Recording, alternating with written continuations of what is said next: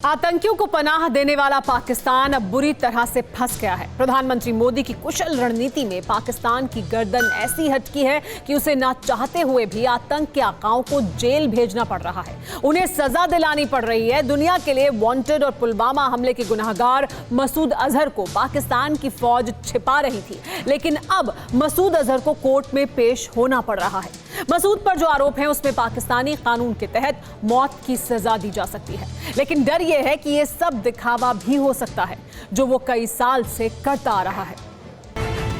मसूद अजहर, जिसके ठिकाने पर हमारी वायु सेना ने बम बरसाए थे, भारत का दुश्मन नंबर 1, जिसने हिंदुस्तान को आतंक के बल पर कई बार जख्म दिया। पाकिस्तान के जिस आतंकी को भारत ने ग्लोबल टेररिस्ट घोषित करवाया, मसूद अजहर को बहुत पहले ही जेल की सलाखों के पीछे जाना चाहिए था, लेकिन पाकिस्तान की फौज और आईएसआई ने मसूद अजहर को महफूज ठिकाने पर छिपाए रखा। हिंदुस्तान के डर से मसूद अजहर अपनी बिल से कभी बाहर नहीं आता, लेकिन अब पीएम मोदी की रणनीति और भारत की कूटनीति ने मसूद अजहर को बाहर निकलने पर मजबूर कर दिया। इसके साथ ही पाकिस्तान को यह सच भी स्वीकार करना होगा कि मसूद को उसी ने छिपाया हुआ था और मसूद अजहर आतंक की दुकान चलाता है। दहशत के मुद्दे पर घिर चुके पाकिस्तान के लिए सबसे जरूरी अब FATF यानी फाइनेंशियल एक्शन टास्क फोर्स की ग्रे लिस्ट से बाहर निकलना है। पाकिस्तान के पास अब 2 ही विकल्प रह गए हैं, और वो ये कि या तो वो अपने मुल्क में मौजूद आतंकी फैक्ट्रियों को पूरी तरह बंद करे और आतंकी आकाओं को जेल भेजे, या फिर FATF की ब्लैक लिस्ट में आकर कर्ज में डूबे अपने देश को पूरी तरह से बर्बाद कर ले। यही वजह है जो आतंकी अब तक शहंशाह की तरह रहते थे, उन पर दिखावे के लिए कानूनी कार्रवाई शुरू हो गई है। आतंक निरोधी अदालत ने मसूद अजहर का गिरफ्तारी वारंट जारी किया। गुरुवार को पाकिस्तान के गुजरांवाला कोर्ट में सुनवाई हुई। कोर्ट ने मसूद अजहर को टेरर फंडिंग का आरोपी करार दिया है। मसूद अजहर को कोर्ट ने जिहादी साहित्य बेचने का भी आरोपी बनाया है। मसूद अजहर को 1 दिन के भीतर कोर्ट में पेश करने का आदेश जारी किया गया है। पाकिस्तान में पंजाब पुलिस के काउंटर टेररिज्म डिपार्टमेंट की तरफ से यह मामला दाखिल किया गया था।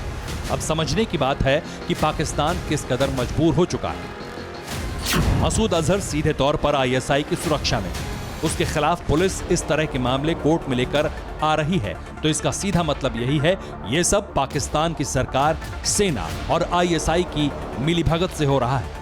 भारत की तरफ से लगातार अंतर्राष्ट्रीय मंच पर पाकिस्तान में पनप रहे आतंकवाद को लेकर सबूत पेश किए गए। मसूद अजहर के ग्लोबल आतंकी घोषित होने के बाद पाकिस्तान को मसूद पर एक्शन लेना जरूरी था, लेकिन उसने ऐसा नहीं किया, और अब FATF में नौबत ब्लैकलिस्ट होने की आ गई तो वो दिखावे की कार्रवाई शुरू कर चुका है। पाकिस्तान में पंजाब प्रांत की पुलिस ने आतंकी फंडिंग को लेकर अभियान शुरू किया है। गुजरांवाला में जैश के करीब 6 सदस्य लाखों रुपए के साथ गिरफ्तार किए गए।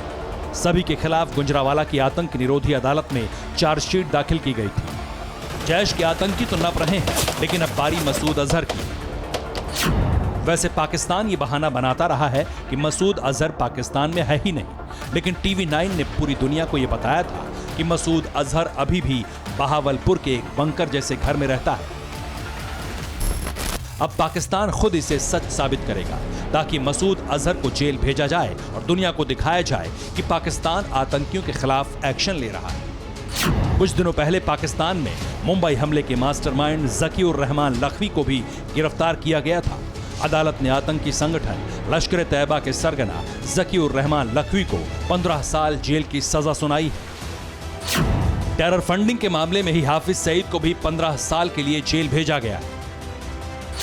पाकिस्तान में सभी पर टेरर फंडिंग का आरोप लगाया है, यानी पाकिस्तान की अदालत में इन लोगों के नाम पर आतंक फैलाने या लोगों की जान लेने जैसा कोई मामला दर्ज नहीं।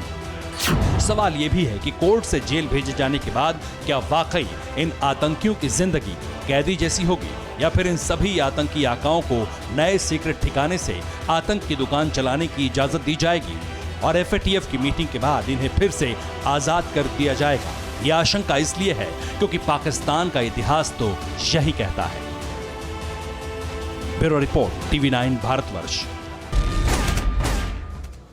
न्यूज टॉप 9 रोज सुबह 7 बजे और शाम 7 बजे सिर्फ TV9 भारतवर्ष पर।